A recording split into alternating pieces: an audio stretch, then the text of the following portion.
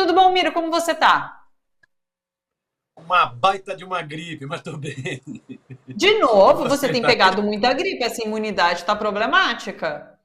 Tá baixinho, né? Tá baixinho, né? Pois é. Uma gripe lascada. Daqui a pouco vou fazer um testinho para ver se eu tô. É É. só uma gripe mesmo.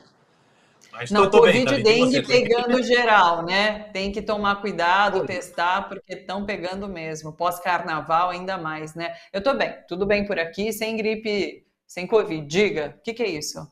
daqui a pouco eu Máscara? saio com a minha madrinha para ir na farmácia para ver o que eu tenho. Mas vai ser só É, gripinha. Aí depois eu comemoro com uma cachaçinha. olha, essa bebida aí se cuida que baixa a imunidade também, hein? Se cuida, Miro. Ô, Miro, quero É falar uma com você tosezinha. sobre a tosinha, é só um shotzinho. Ô, Miro, quero falar sobre pesquisa, sobre a fala de Lula, mas deixa eu comentar rapidamente essa questão do PL, porque eu acho importante, inclusive, ressaltar que esse recuo do PL vem após essa denúncia que saiu na imprensa. Dá nome, inclusive, né, foi o portal O Eco, de jornalismo ambiental. Eles que trouxeram, então, essa notícia e a repercussão foi muito negativa, o que forçou Valdemar da Costa Neto, então, a retirar ele o assassino aí, confesso, de Chico Mendes, da direção do PL. E a imprensa tem feito esse papel importante, inclusive. Eu quero somar essa notícia, uma outra. A Rádio Escafandro fez uma série de podcast, né, detalhando a atuação de um pastor na Amazônia que faz a gerência de um centro que cuida de pessoas usuárias de drogas. E hoje a Polícia Federal está com uma operação investigando o trabalho análogo à escravidão nesse instituto, que fica no interior do Amazonas e tem esse pastor, então, como o dirigente. Então, assim, a imprensa tem feito um papel importante nessas denúncias e tem guiado, você vê, então, tanto politicamente esse recuo do PL, quanto uma operação da Polícia Federal. Importante isso. Com certeza, Thalita. Esse negócio do bolsonarista, Darcy Alves Pereira, a foto mostra, né? A camisetinha amarela. Só faltava ver se, se no tornozelo tinha uma tornozeleira, mas estava lá com a camiseta amarela, né? Com a mão no peito, um patriota, com a foto do Bolsonaro e da Michelle. É o típico bolsonarista. Estava passando desapercebido, mas é isso. É o cara que confessou o crime, confessou o Sim. assassinato do Chico Mendes. É bem o estilão Bolsonaro. É bem o estilão da milícia bolsonarista. Né? A mãozinha no peito, camiseta amarela. Só não deu para ver o tornozelo se tinha alguma tornozeleira. Né? É bem o estilão milícia bolsonarista. Né? O Valdemar está escaldado, porque o Valdemar sabe que estão de olho no PL. Né? Inclusive com a acusação de que o PL participou, né, de todo esse cenário golpista, né, ao questionar as urnas, ao colocar dinheiro público, né, para deslegitimar, descredibilizar o sistema eleitoral brasileiro, ao bancar, né, Braga Neto e outros golpistas dentro do partido. Então, Valdemar da Costa Neto, que teve uma operação de busca e apreensão que acabou se transformando numa prisão, porque acharam na casa dele uma arma ilegal e uma pepita de ouro ilegal também, o Valdemar da Costa Neto está escaldado. Está Sim. escaldado. Então, de imediato, quando ele viu que o tal do pastor, esse negócio de pastor, acaba afetando a imagem de todas as religiões. Né? Acabam, né? São bandidos, esse é um bandido, é um assassino, confesso, né? E mancha a imagem da própria instituição, da própria denominação religiosa. Tal. Então, ele mudou o nome, passou a ser pastor, né? Escondeu o nome dele, pastor. O Valdemar percebeu e falou: corta esse cara, nós já estamos com os holofotes voltados para a gente. Né? Já tem vereador e prefeito, que correu esse buchicho a semana passada, muito vereador e prefeito dizendo o seguinte: eita peste, será que o PL não vai ter registro cassado? Será que o PL não vai ter essa montoeira de grana, esses 800 milhões de reais que tem de fundo eleitoral barrado? Né? Então, na semana passada, teve especulação de que muito candidato a prefeito e vereador para as eleições municipais agora de outubro já andaram procurando o PL para saber o seguinte: fico no PL ou saio? Né? Ou saio porque a situação do PL complica. Então, Valdemar rapidamente dá a resposta: bota esse assassino, confesso, para fora. Nós não podemos ter o assassino do Chico Mendes, do ambientalista, um caso de repercussão internacional, nós não podemos ter esse cara presidindo um diretório municipal do PL. né? É o Valdemar escaldado, né? Está escaldado, está com medo. Né? Agora, mostra bem o que é o bolsonarismo. Né? Ele pode ter sido cassado no seu mandato de presidente do PL, lá no interior do Pará, né? Mas é bem a cara do que é o bolsonarismo, é esse tipo de coisa. São milicianos mesmo, assassinos, né? Um monte de mercador da fé farsante, né? Um monte de lobista da fé, pastor, um monte de pastor farsante, né? Que eu volto a dizer, né? Depõe contra a imagem das próprias denominações religiosas, isso não tem nada a ver com a religiosidade do povo, o povo tem a sua religião, né? Isso são esses pastores, bispos, apóstolos, ricaços, milionários, com seus jatinhos, iates, mansões, que depõem contra, né, a imagem das denominações religiosas. Esse pastor Daniel, a vigarice do sujeito, ele se esconde no nome. Né? Esse pastor Daniel é mais um caso desses. E é o Valdemar da Costa Neto ligeiro, porque sabe que a situação do PL está complicada. Daqui até, se o Bolsonaro for de fato indiciado, julgado, condenado e preso, a situação do PL fica complicada, porque o PL foi cúmplice de toda a ação do Bolsonaro, né, nessa, como disse o Alexandre de Moraes, nessa dinâmica golpista. Né? Sim. Então é interessante. E sabe que eu dou até um voto de confiança para o Valdemar da Costa Neto em ele não saber, né, que se tratava do assassino confesso, mas ali no diretório, ali na cidade, certamente todo mundo sabia, não foi por acaso que essa pessoa chega à direção ali do PL no município de Medicilândia, então é realmente a cara do bolsonarismo e tá aí, né? Vamos falar um pouquinho sobre manifestação de domingo, sobre essa pesquisa Genial Quest, né? A Genial Quest sempre traz alguns dados bastante interessantes para a gente repercutir. E além daqueles que a gente já deu, separei alguns outros. Olha só, nem mesmo o eleitorado bolsonarista acredita nos efeitos jurídicos em favor do ex-presidente de Jair Bolsonaro. Depois desse ato, 14% apenas dos eleitores de Bolsonaro acreditam que ele pode se beneficiar juridicamente. Bastante interessante. A maioria, 53%, considera que essas investigações em curso não tornam Jair Bolsonaro uma vítima de perseguição, que era um dos objetivos, inclusive, do ato ali, né, criar essa narrativa, e Bolsonaro não conseguiu emplacar também a tese de que a justiça teria errado ao torná-lo inelegível. 51% dos brasileiros apoiam a decisão da justiça. Miro, como você vê então essa pesquisa, esses números e a manifestação que aconteceu no domingo, né? Então, Thalita, como você diz, essas pesquisas da Quest são sempre muito interessantes. Eu peguei o fio do Felipe Nunes, que é o fundador da Quest, diretor da Quest, né? Ele manda. Muito interessante, mostra isso. Primeiro mostra que foi grande, né? Que nem disse o Lula na entrevista para o Kennedy. Foi grande, foi uma manifestação grande. Lógico que não é o grande que os bolsonaristas divulgaram antes e depois. Antes o Vanguard tinha falado que ia ter 700 mil pessoas, o pastor Silas Malacheia falou que ia ter 300 mil pessoas. Depois, o Vanguard falou que teve mais de 1 milhão de pessoas, o Dudu Bananinha também. Não foi isso, não foi 1 milhão de pessoas, não foi nem 600 mil, nem 300 mil. Né? Esse levantamento a partir de fotos, né? De drones tal, da USP, né? Do monitor da USP, talvez se aproxime mais uma manifestação de umas 180 mil pessoas. Ou se não, esse levantamento que a Folha faz, que nesse caso não fez, né? Que cada quarteirão, se tiver bem apinhado de gente, junta 40 mil pessoas, então 4 quarteirões, 160 mil pessoas. É uma manifestação grande. Não é o que os bolsonaristas falaram antes e depois. Eles, lógico, estão fazendo onda, né? Não bombou desse jeito, mas também não flopou. Foi um ato forte, como disse o Lula, e com uma pesquisa da Quest reconhece. Foi um ato forte. Foi um ato que mostra que a extrema-direita tem força no Brasil.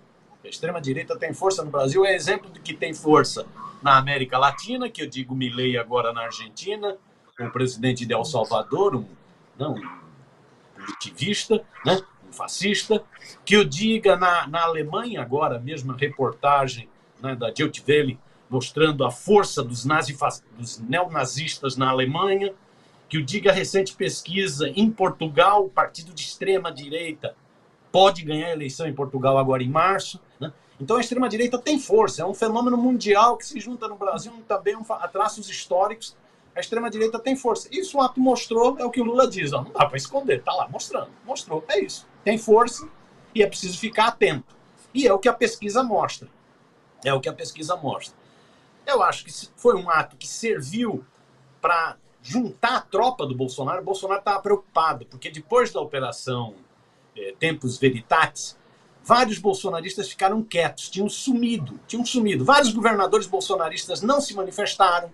Ao contrário, estavam aparecendo muito em fotos com Lula. Vários líderes religiosos, com exceção do Silas Malafaia, do Silas Malacheia, não se pronunciaram. Empresários golpistas não se pronunciaram. Então, o ato serviu para o Bolsonaro tentar agregar a tropa dele novamente, evitar a dispersão. Eu acho que o ato serviu para um terceiro fator também. O ato serviu para ele orientar a tropa dele. Isso foi muito discutido no QG do Bolsonaro. Hoje mesmo, numa entrevista, ele fala isso, né, para aquela revista extrema-direita. Né? Ele foi muito discutido no QG. Qual a orientação, qual é a mensagem, o que o ato mostra, o que o ato indica para os bolsonaristas. Ele trouxe uma mensagem, é a mensagem da anistia, do apaziguamento, da conciliação, que é um discurso para um defensor da tortura, da ditadura, dos assassinatos, para um cara que sempre desrespeitou as instituições.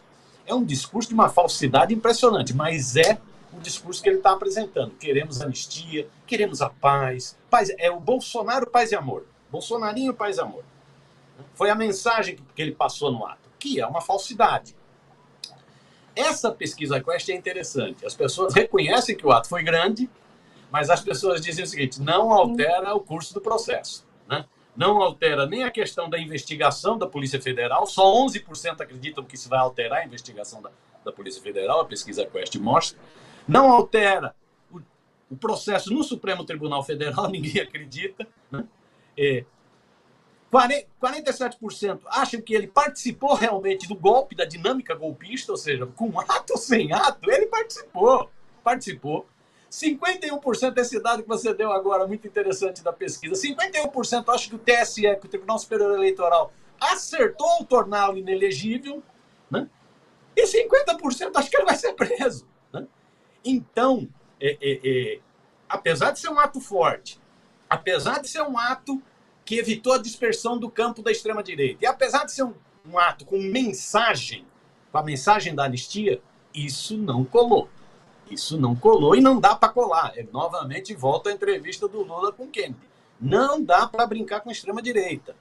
Não é o executivo que vai mandar prender. O executivo não manda prender. Mas tem que seguir o processo, com direito, inclusive, à presunção da inocência, coisa que o Lula não teve. Bolsonaro tem direito à presunção da inocência. Ele não merece, mas tudo bem. Né? Mas tem direito. Né? Mas tem que seguir o processo sem passar a mão. Né? Não vamos repetir o erro de 64 com os militares. Não, passar a mão é alimentar cobra. Então, a bandeira do sem anistia, ela é uma bandeira que é exatamente para se contrapor à mensagem que o Bolsonaro apresentou na Paulista. Na Paulista, o Bolsonaro fala com anistia. A bandeira do sem anistia tem que ganhar força, né? Tem que ganhar força para evitar que novamente nós tenhamos um processo de passar pano, de passar a mão, né? De apaziguar no cemitério, né? A paz do cemitério. Né? Então, acho que a pesquisa é muito interessante. O ato, acho que é isso. Tem muitas contradições, né? Mostrou força, evitou dispersão, passou mensagem, serviu também para a campanha eleitoral do PL, né? Até, inclusive, com o assassino de Chico Mendes, serviu para a campanha eleitoral do PL em outubro, serviu. Mas tem muitas contradições. Eu fico imaginando do jeito que essa família Bolsonaro é neurótica, né? Com mania de perseguição, Carluxo não foi, né? Ficou ouvindo música, ficou divulgando música, né? Não foi no ato, que estranho. Mas do jeito que essa família é maluca... Mas você sabe, Miro, que eu acho, inclusive... Você sabe que eu acho que, inclusive, os filhos de Bolsonaro não participaram mais efetivamente desse ato, porque Michele foi uma grande personagem do ato, né? E eles todos são brigados com a Michele. Então, a Michelle estava lá no carro de som e fez esse discurso que chamou a atenção. Muita gente disse que, inclusive, foi muito mais importante do que o do próprio Jair Bolsonaro. E, por isso, acho que os filhos, nenhum deles esteve ali junto, em palanque, no carro de som, justamente por conta da presença de Michelle. Deixa eu chamar a atenção, inclusive, para essa pesquisa da USP, falando sobre essa questão da religião e já juntando com o discurso da Michelle também, Miro, porque a pesquisa da USP trouxe que a maioria no ato era de católicos e não evangélicos, né? E a gente tinha essa percepção inicial de que os neopentecostais que estavam em peso ali reunidos nessa manifestação, já que o próprio Silas Malafaia que chamou, né, o ato junto com o Jair Bolsonaro. Como que você viu essa questão e esse discurso da Michelle Bolsonaro que diz algo que nem a bancada evangélica tem coragem de dizer, né, de que é isso, vamos capturar o Estado, vamos deixar de ter um país, um Estado laico e vamos tornar o Estado um Estado religioso. Enfim, como que você viu essas questões? Então, só uma coisinha que eu tinha esquecido, ainda sobre o ato, as contradições que o ato gera. Né? É isso, só o Flávio Bolsonaro foi. O Dudu Bananinho, o Eduardo Bolsonaro, não foi porque ele estava naquela conferência lá nos Estados Unidos e parece que teve um problema de voo.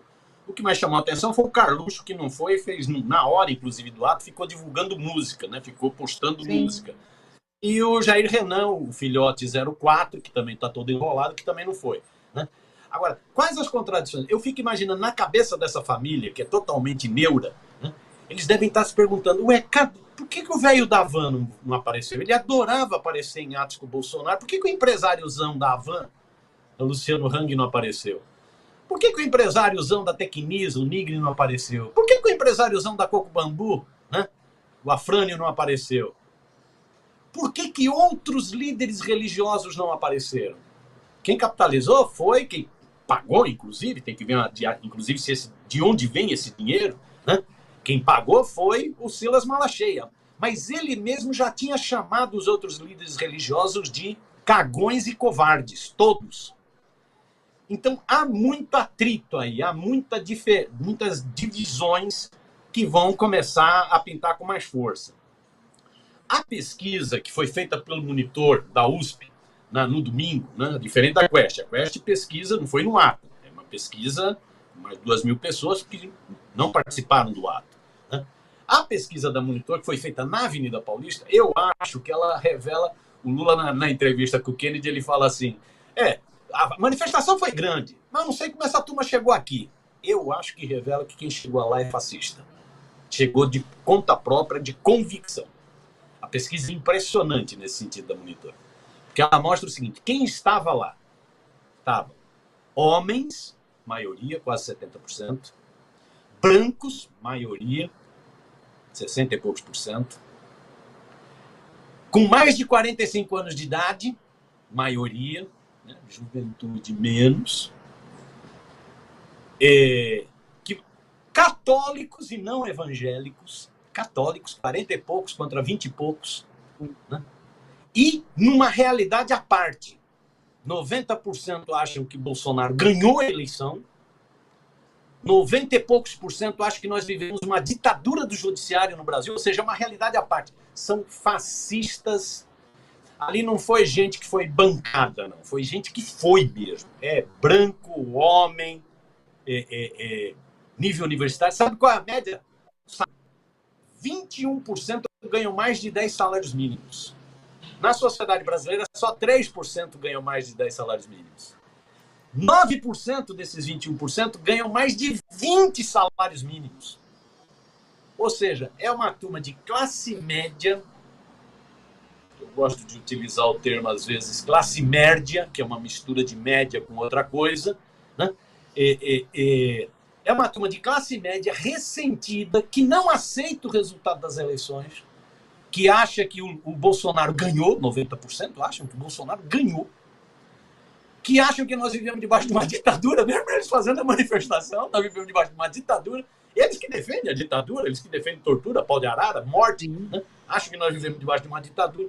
Então, quem estava lá não foi por esquema, não foi... Lógico que teve esquema de ônibus no interior e tal, mas quem foi lá foi por convicção. O que torna mais grave ainda, porque é isso, mostra que você tem isso que o Lula fala, não subestimar, ficar esperto, ficar atento. Você tem uma galera de extrema-direita orgânica no Brasil hoje. Então, às vezes eu vejo, a gente tem uma tendência a menosprezar, a fazer chacota. Ah, não, eles têm força na internet porque eles pagam, eles impulsionam, é robô. Tem robô, tem dinheiro, tem tudo isso, mas tem militância.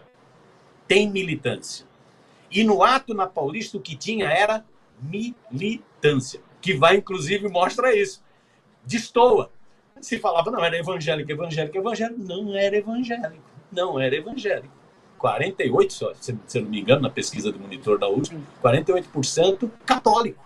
É que você tinha até uns 10% de espiritistas e ateus. Que maluquice! Que maluquice! O discurso da Michelle valia, inclusive, analisar se ela não cometeu crime, né, de desrespeito à Constituição brasileira, que é um Estado laico. Mas uma coisa de meio de supremacia cristã, que é uma coisa que está muito em moda em alguns países da Europa, nos Estados Unidos. Ela traz. Né? Tem que ver. Agora, é isso, ela fala para o público dela. Ela fala como candidata. A Michelle é candidata. Vamos ver ao quê? É isso, a gente segue acompanhando tudo isso. Só o Lula realmente, só para finalizar, Lula ele fala sobre a manifestação ter sido grande, chama bastante atenção para essa força da extrema direita, né? Acho que isso foi muito impactante da fala dele, bastante importante. E ele passa esse recado para o Bolsonaro em relação à anistia, né? De que calma, você está pedindo anistia, é uma confissão de crime, espera ser julgado, espera ser o processo todo. Mas achei bastante interessante esse recado que ele passa diretamente para Bolsonaro. Miro, e tem essa fala, claro, daí eu já faço o link, inclusive, com a nossa próxima entrevista, a gente vai tratar sobre geopolítica mundial, tem essa fala sobre Israel, né? Mais uma vez, a Lula vem subindo o tom e agora vem se pronunciando cada vez de forma mais contundente com críticas a Israel por conta desse genocídio. Porque é isso, a gente tem comentado aqui, a gente não aguenta mais assistir esse genocídio sendo televisionado, sendo transmitido ao vivo, sem que nada seja feito para barrar essa atuação sanguinolenta de Israel. E Lula vem se posicionando. Então, assim, mais uma fala importante. Ele, dessa vez, ele dá o nome de Netanyahu, né? Netanyahu está cometendo esse genocídio, porque teve toda aquela barulheira, ele citou o Holocausto, ele fala, eu não falei a palavra Holocausto, de fato ele não tinha falado, a mídia levantou isso, né, para criticar de diversas formas a fala de Lula. Mas importante mais essa fala e é algo que ele vem fazendo agora com mais contundência, não, Miro? Então, sempre deixo uma observaçãozinha ainda penduradinha, né? Que coisa que você levantou. Eu acho que o Bolsonaro cometeu um crime na manifestação da Paulista, que foi antecipação de eleição, de campanha eleitoral. Isso o TSE poderia analisar. E eu acho que o Bolsonaro, que nem disse o Lula, reconheceu um crime. O Bolsonaro reconheceu a minuta do golpe. Ele estava negando, reconheceu. Sim. Ou seja, esse ato pode ser um tiro no pé. Se ele está achando que o Supremo vai baixar a bola, né? Esse ato, como disse, não sei qual foi, não sei se foi o Barroso que falou assim, se nós enfrentamos, quando ele era governo, quando ele tinha um exército que ele dizia que era o exército dele, né? Quando ele tinha todo o poder, por que nós não vamos enfrentar agora que ele não tem mais isso? Né? Então, vamos ver se o Supremo dá sequência, a bola agora está para o Supremo, dá sequência e tem mais esses dois fatores de crimes. Com relação ao que está ocorrendo com o povo palestino, né? Que eu acho isso, viu, Thalita? Não é, aqui, o que está ocorrendo lá não é guerra e não é contra o Hamas. O que está ocorrendo lá é genocídio contra o povo palestino. Eu acho que o presidente Lula tem sido de uma coragem, ele tem lavado a alma de quem falava isso. Sim. Tem sido de uma coragem impressionante, não está se dobrando à pressão dessa mídia que tem grande influência do lobby sionista, não está se dobrando, não está se dobrando. Não está se dobrando a pressão das potências dos Estados Unidos, da Europa, não se dobra, ao contrário, manifesta firmeza, inclusive agora na visita do secretário de Estado dos Estados Unidos ao Brasil, manifesta firmeza, não se dobra e continua com a sua linha, continua com a linha que é a defesa da paz, que é a defesa da coexistência entre os dois povos, que é a defesa dos dois estados, que é a linha que Itamaraty adota há muito tempo. Então, numa postura muito corajosa. E ele vai aumentando o tom, porque talvez, tem muita informação, né, mais do que a gente, né, de embaixada, de todo o corpo diplomático, de outras fontes. Ele vai aumentando o tom, talvez percebendo isso, que o Bibi Netanyahu, ele está muito isolado. As manifestações em Israel contra o Netanyahu voltaram a ganhar muita força. Esse final de semana foram, inclusive, manifestações que acabaram com choque com a polícia. Manifestações gigantescas. O Netanyahu é o que dessa vez o Lula foi para cima dele. O Netanyahu, eu conheço bem o Netanyahu, ele fala. É um homem de extrema direita. O Netanyahu é um nazi-sionista. Eles podem não gostar desse termo, mas o Netanyahu é um nazi-sionista. É um homem de extrema direita, é um fascistoide de primeiro, que está nesse movimento todo, porque se ele estava para cair antes de outubro, antes das ações do Hamas, Netanyahu estava para cair. Ele ia ser empichado por estar tentando implementar no Estado de Israel medidas mais autoritárias, inclusive contra o Poder Judiciário. Então eram manifestações toda semana, todo final de semana, gigantescos para empichá-lo. E ele estava correndo sério risco de ser empichado e ir direto para a cadeia, porque ele tem várias denúncias de corrupção, tem 5 processos de corrupção contra ele. Então, Netanyahu, é o que o Lula diz, eu conheço esse sujeito é de extrema-direita, ele está querendo fazer palanque, ele está querendo salvar o seu mandato e salvar a sua pele matando crianças. É isso que ele está fazendo. Matando crianças, deixando criança em um hospital sem anestesia. Deixando criança, que é a matéria do Jamil Chad essa semana, se eu não me engano, que é isso, né? Crianças de 5 anos que dizem o seguinte, preferem morrer. Né? Então eu acho que o Lula está batendo com força, corretíssimo, deve estar percebendo que o Netanyahu está por um fio. Vamos ver. Corretíssimo, é isso. Miro, sempre bom conversar com você, viu? Uma ótima semana, bom trabalho por aí, beijo grande e até quarta. Beijãozão, Thalita, bom trabalho, tá? Tchau, até a próxima. Se cuida, viu? Se cuida, vai lá fazer teste, cuida da sua imunidade. Beijo grande para você.